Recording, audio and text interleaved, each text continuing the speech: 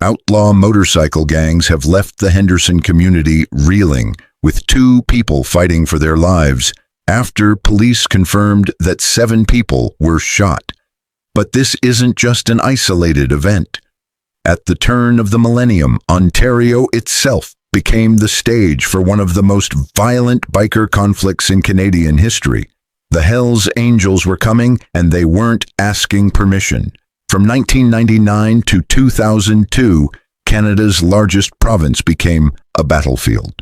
The Angels stormed in with brutal force, determined to crush anyone who resisted. Their main targets were the Outlaws, the Loners, and what remained of the Rock Machine. Cities like London, Hamilton, and Toronto suddenly found themselves dragged into chaos. London, Ontario became ground zero. A quiet city turned into the epicenter of a biker war that would forever reshape the province's underworld. Clubhouses burned, streets turned into shooting galleries. Residents woke up to discover that some of the most dangerous names in organized crime were living right next door. The breaking point came during what should have been a simple motorcycle show. A public event, just enthusiasts gathering to admire machines, nearly turned into a massacre. Large numbers of Hells Angels rolled in, facing off against rival outlaws and bandidos. Weapons were drawn, tensions exploded, and for a few terrifying minutes the city held its breath, waiting for bloodshed. Only an extraordinary police presence kept disaster from unfolding. That showdown revealed exactly what Ontario was facing, a province on edge, where every gathering, every street corner, and every clubhouse could ignite into open warfare. To understand how the Ontario biker war erupted, you need to look back at who controlled the province before the Angels arrived. For decades, the Outlaws Motorcycle Club was the dominant outlaw biker presence. They had strongholds in London, Windsor, and Hamilton, and they controlled much of Ontario's drug trade, especially in the south near the U.S. border. Alongside them was Satan's Choice, a Canadian-born club that had once been among the country's strongest outlaw organizations. By the 1970s and 1980s, the Outlaws and Satan's Choice had formed a practical, if uneasy, alliance.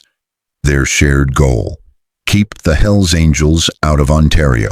Meanwhile, in Quebec, the Hells Angels had already proven just how ruthless they could be. Between 1977 and 1984, they fought a bloody conflict known as the First Biker War. By its end, they had crushed rivals like the Popeyes and absorbed other gangs, cementing near-total control of Quebec's underworld. By the late 1980s, the Angels' drug empire was worth millions, and their leader in Quebec, Walter Stadnick, began looking west. Ontario, with its wealth, population, and cities, was the obvious next prize. The Outlaws and Satan's Choice knew a confrontation was inevitable. For years, both sides maneuvered, forming alliances, testing boundaries, and preparing for what everyone knew was coming. By the late 1990s, the storm finally broke. Walter Stadnick, one of the Angels' most influential leaders, he launched a devastatingly effective strategy. Instead of waging all-out war, he offered Ontario clubs a deal, patch for patch. The offer was simple. Local clubs could keep their territory, their members, and their businesses, but they had to abandon their colors and wear the Hells Angels Deathhead patch. In return, they would gain protection, global connections, and the prestige of joining the most feared biker club in the world. In December 2000, one of the largest mass patchovers in history took place. Entire clubs, including Satan's Choice, Lobos, Last Chance, and Paradise Riders, switched allegiance. Overnight, the Angels gained 13 new chapters in Ontario. For the Outlaws, this was nothing less than betrayal. Their longtime ally, Satan's Choice, had joined their deadliest rival. Years of balance collapsed instantly, and tension skyrocketed. London became the flashpoint, with the Angels planting themselves directly in outlaw territory. Hamilton and Toronto soon felt the aftershocks. By 2001, Ontario was in chaos. Outlaw properties were attacked with firebombs. Gunfights erupted in residential neighborhoods, with automatic weapons fire echoing across family homes. Cars were riddled with bullets, and entire streets shook under the violence. London bore the brunt of it. By early 2002, tensions boiled over at a motorcycle show, where hundreds of angels and outlaws nearly clashed in open combat. Only a massive police response prevented bloodshed inside the venue. It was clear Ontario was in the middle of a biker war that would not stay hidden. Public pressure forced police to act. In September 2002, the Ontario Provincial Police launched sweeping operations: Project Retire, Project Amigo, and Project Summertime. These were massive, intelligence-driven crackdowns targeting the outlaws. Dozens of members were arrested, drugs and weapons were seized, and clubhouses were raided. The outlaws who had dominated Ontario for decades suddenly found their structure shattered. Their defenses collapsed almost overnight. The Hells Angels, meanwhile, capitalized on the chaos. With their main rivals weakened, they consolidated territory across the province. Smaller clubs, realizing the outlaws could no longer protect them, leaned toward the Angels. By late 2002, Ontario's biker map had been redrawn once again. The Angels stood as the undisputed rulers of the province. Ironically, police pressure that was meant to weaken biker crime had instead cleared the way for the Hells Angels to dominate unchallenged. By the mid-2000s, they had grown into one of Ontario's most powerful organized crime networks. Their strongest grip was in northern Ontario, where competition was thin. In the Greater Toronto area, they still faced challenges from mafia families and independent traffickers, but their influence was undeniable. Investigators confirmed their deep involvement in drug trafficking, extortion, and violence. By 2006, law enforcement knew the war was far from over. Long-term investigations like Project Tandem were launched to take on the Angels directly. But one fact remained clear: the biker war of the early 2000s had permanently reshaped Ontario's underworld, leaving behind a legacy of firebombings, betrayals, and a criminal empire built on two words: Hells Angels. This was a comprehensive operation that took months to develop. Police relied on surveillance, financial tracking, and cooperating witnesses to gather evidence of drug trafficking and weapons deals. The results were significant.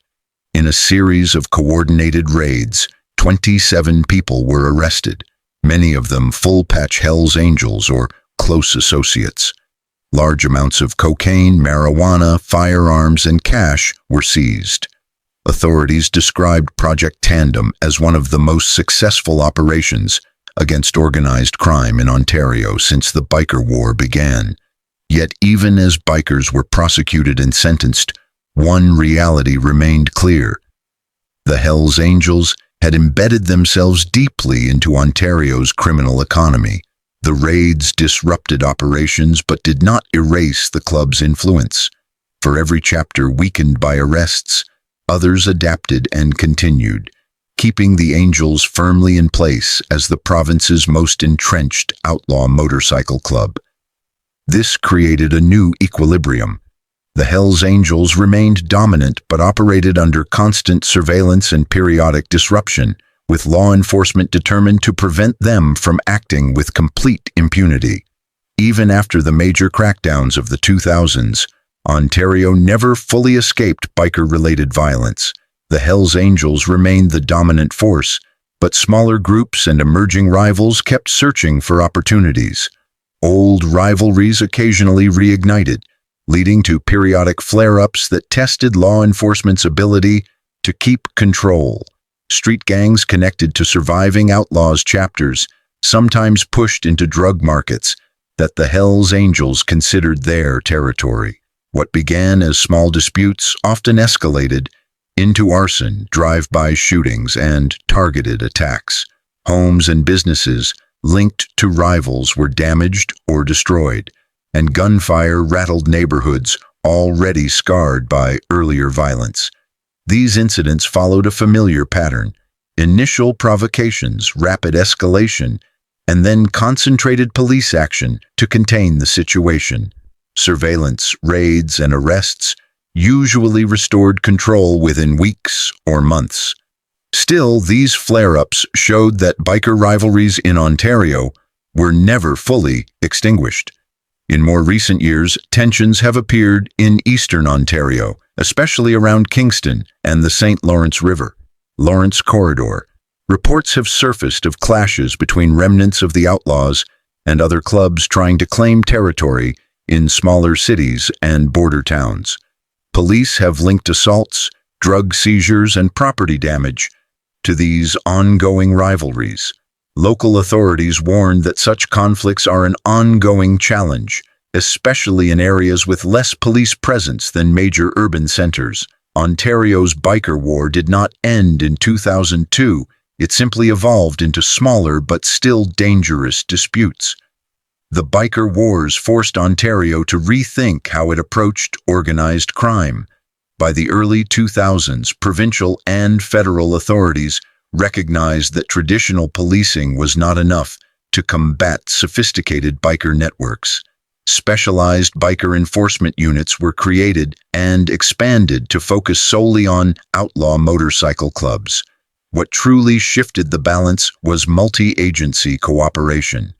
The Ontario Provincial Police, local departments, and federal agencies began sharing intelligence and resources more effectively.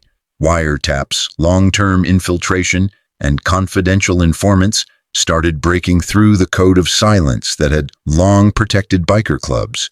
For decades, witnesses had been too afraid to testify, and bikers almost never cooperated with law enforcement. By the mid-2000s, cracks appeared in that wall of silence, giving prosecutors the evidence needed to secure lasting convictions. Public pressure also played a key role. Community leaders, businesses, and residents were tired of biker violence dominating the news.